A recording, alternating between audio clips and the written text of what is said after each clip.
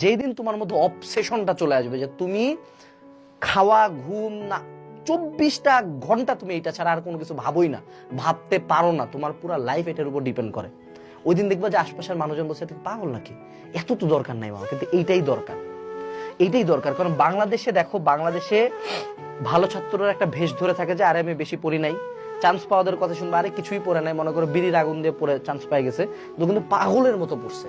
বাংলাদেশের জনসংখ্যা অনেক বেশি, কম্পিটিশন প্রত্যেকটা ভর্তি পরীক্ষায় অনেক বেশি।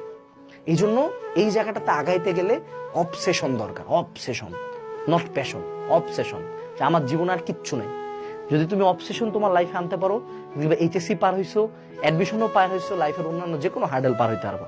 যদি প্যাশনেট দেখা যায়, আরে খুব প্যাশন, আরে মামা বুয়েট আমার প্যাশন না, বুয়েট আমার অবসেশন। মেডিকেল আমার প্যাশন না, মেডিকেল আমার অবসেশন। ঢাবি আমার প্যাশন না, ঢাবি আমার অবসেশন।